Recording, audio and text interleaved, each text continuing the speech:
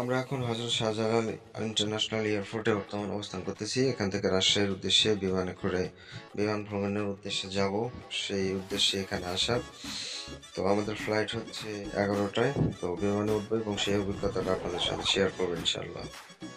এটা হচ্ছে টার্মিনাল 2। এখানে যারা বিদেশে যায় বা ইন্টারন্যাশনাল যেগুলো যাত্রী তারা এখানে আসে। ইন্টারন্যাশনাল টার্মিনাল দেখার পর আমরা চলে গেলাম ডোমেস্টিকে, কারণ ডোমেস্টিকে আমাদের যেতে হবে, কারণ ডোমেস্টিক থেকেই মানে অভ্যন্তরীণ যে ফ্লাইটগুলো পরিচালনা হয় সেগুলো ওখান থেকে হয়। সিকিউরিটি চেক আপ থেকে শুরু করে সম্পূর্ণ চেক আপ শেষ করার পর এখানে আমরা যেখানে বসে আছি এটা হচ্ছে আপনার ওয়েটিং লঞ্চ। এখানে ওয়েট করতে হবে এবং যখন বিমানের সময় হবে, সঠিক সময়, তখন ডাকবে। সেই ডাক অনুসরণ করে বের হইতে হবে গেট দিয়ে। বের হয়ে একটা বাজে উঠাবে। তো বাজে উঠে বৈশা আপনার কাঙ্ক্ষিত যে বিমানটা রয়েছে সেই বিমানের কাছে আপনাকে নিয়ে যাওয়া হবে। ওই বিমানে নিয়ে যাওয়া হবে এবং বিমান থেকে আপনাকে টেক অফ করে ওর মাধ্যমে আপনাকে উন্নয়ন করতে হবে। আপনারা বর্তমানে যেটা দেখতে পাচ্ছেন এটা হচ্ছে বোয়িং 787, সব থেকে বড় যাত্রীবাহী বিমান বাংলাদেশের। এর থেকে বড় বিমান আছে অন্য দেশের, তবে বাংলাদেশের মধ্যে এটা সব থেকে বড় যাত্রীবাহী বিমান। আর যেটা দেখতে পাচ্ছেন এটা বৈদেশিক একটি বিমান। এটা বোয়িং এর একটি মডেল। আর এটা সব থেকে বড় যাত্রীবাহী বিমান। ইনশাল্লাহ আল্লাহ যদি ভাগ্যে রাখে অবশ্যই একদিন এই বিমানটাতে উঠবো, ভ্রমণ করব। আর এটা দেখতে পাচ্ছেন এটা প্রাইভেট জেট। বড় বড় মানুষরা এই জেটের মাধ্যমে চলাচল করেন। এটা হলো আমাদের বিমানের বাইরের অবস্থা। তো খুব একটা বড় না। এই যে একটা বিমান টেক অফের উদ্দেশ্যে যাচ্ছে, ওই বিমানটা টেক অফ হবে। তো এখন বিমানে উঠবো। তো বিমানে ওঠার সময় ওখানে রিসিভ করার জন্য একটা এয়ার হোস্টেস মহিলা থাকে। আম, উনি রিসিভ করেন এবং টিকিট দেখে কোথায় সিট সেটা দেখা দেয়, সে অনুসরণ করে যেতে হয়। এটা প্রয়োজন হয় না, সিট দেখে দেখে নিজে চেনা যায়। আর আমাদের সিট হলো 14A। 14 FD, 14 DC, 14 14 AB এটা। অবশেষে সিট খুঁজে বের করে বসলাম দুইজনে। আমি আছি আতিক এবং আমার সাথে আছে মিম। বিমানের সিটের পিছনে এখানে একটা নির্দেশিকা বই পাওয়া যায়। এটাতে আপনি কিভাবে বিমান সিট বেল্ট বাঁধতে হয় বা প্লেন ক্রাশ করলে কিভাবে জরুরি অবতরণ করা যায় ওইটা আপনি ওখানে দেখতে পারবেন। এগুলো চোখ বুলিয়ে নিয়ে রাখবেন, এতে করে আপনারই হেল্প হবে। এটা হচ্ছে বিমানের ভিতরের ইন্টেরিয়র। তো মোটামুটি ভালো আছে, আর ছোট বিমান, বড় কিছু আশা করা যায় না। আর সিট বেল্ট বাঁধাটা খুব একটা কঠিন আহামরি কোনো কিছু না। মানে ঢুকাই দিয়ে ভিতরে একটা হাঁটল আছে, ওইটা একটু টান দিলে টাইট হয়ে যায় ইজিলি। আর এটা যাদের মাথা ঘুরায়, বমনের প্রবলেম আছে, তারা এটাতে বমন করতে পারে। সিটের ওপরে এখানে দেওয়া আছে যে এখানে বাটনটা প্রেস করলে এখানে এয়ার হোস্টেস আপনার কাছে আসবে। কোনো প্রবলেম হলে ওখানে চাপ দিলে আপনার কাছে এয়ার হোস্টেস আসবে এবং এসির লাইন আপনার রিসিভ দাঁড়ানোর করবে। খুব দিকে লক্ষ্য করুন। যিনি সিটবেল্ট বাঁধার নিয়ম এবং জরুরি অবস্থায় জাহাজ থেকে বের হওয়ার পথ দেখিয়ে দিচ্ছেন। আপনার সিটবেল্ট বাঁধতে হলে প্লেনটি কাঁকলের সাথে এভাবে আটকে দিন। খুলবার সময় ওপরে প্লেনটি তুললে সিটবেল্টটি খুলে যাবে। To fasten your seatbelt. এখন মোটামুটি ট্যাক্সিওয়েতে বিমানটা রয়েছে এবং আস্তে আস্তে রানওয়েতে যাচ্ছে। আর বাংলাদেশ বিমান এত নোংরা, জানালার গ্লাসটা অপরিষ্কার, মানে ভিডিওটা ক্লিয়ারলি নিতে পারছিলাম না। পরবর্তীতে ভিডিও ক্লিয়ার নেওয়া হয়েছে ইনশাল্লাহ। এখন আমার ঘড়িতে বাজে 11টা 45। দেখি শাহমাকদুম বিমানবন্দরে কত মিনিটে পৌঁছাতে পারি। ঘড়িতে টাইমটা মনে রাখবো ইনশাল্লাহ। সিটে বসার মতো পর্যাপ্ত জায়গা আছে, কমফোর্টলি বসতে পারবেন। হ্যাঁ, মোটামুটি ট্যাক্সি কমপ্লিট। এখন বিমানটা রানওয়েতে উঠতেছে এবং এখান থেকে টেক অফ করবে। তো অনেকে বোর্ডিং পাস চেনেন না, তো এটা হচ্ছে বোর্ডিং। আর বোর্ডিং পাস ছাড়া বিমানে কখনোই উঠতে পারবেন না। তো হ্যাঁ, এখন বিমানের গতি বাড়তেছে, কিছুক্ষণের মধ্যে বিমানটা আকাশে উঠবে।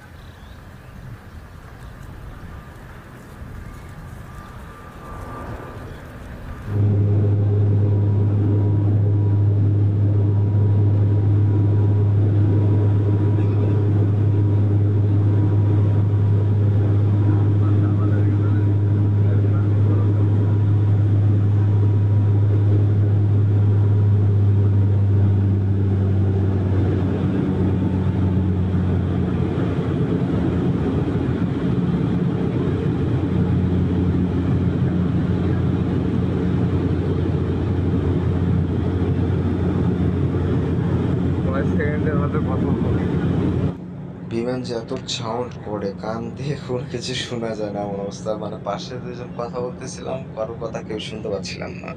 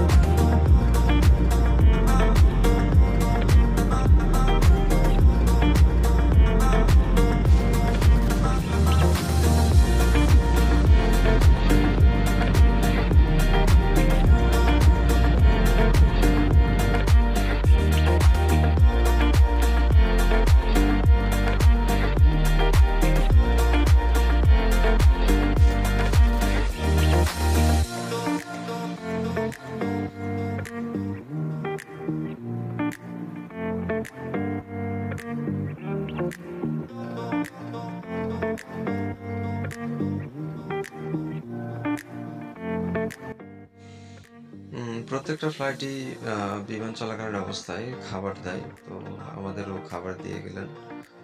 তো এগুলো খাবার খুব একটা ভালো লাগে না। একটা মেবি বার্গার দিয়েছে, এক বোতল পানি, আর হচ্ছে একটা চকলেট টাইপের স্নেকার মেবি, তো এগুলো দিয়ে গেছে।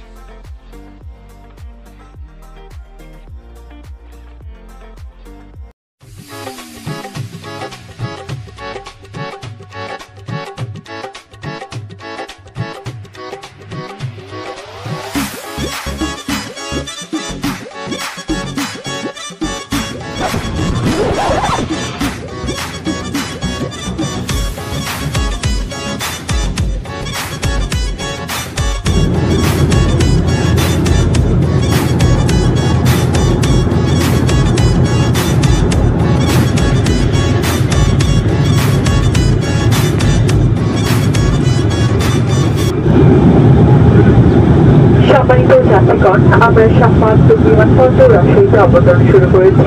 আপনাদের চিত্রদের পেছনে চলে রাখুন। ক্যাপ্টেন বলে দিলেন যে এখন অবতরণ করবে, তো আস্তে আস্তে এখন বিমান নিচের দিকে নামবে, তো এখন ল্যান্ডিং হবে ইনশাল্লাহ।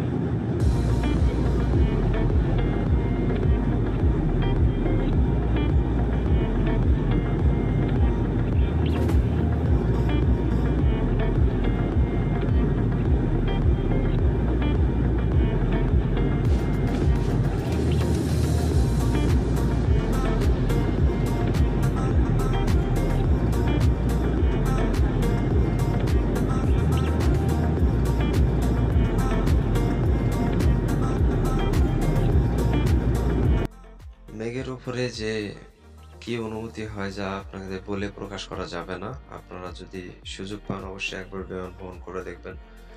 খুব মনোরম দৃশ্য, যা খুব সুন্দর লাগে, অনেক সুন্দর একটি দৃশ্য।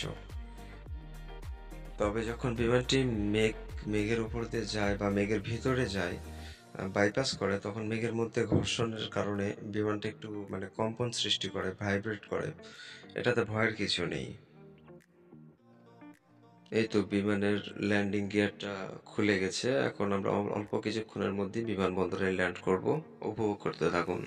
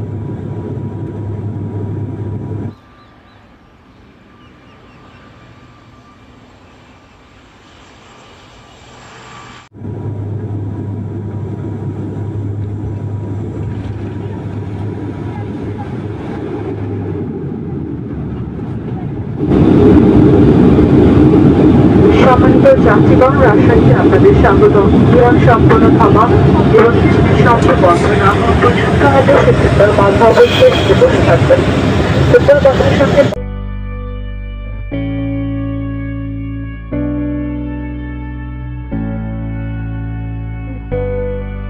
the local time 21 miles past 12 in the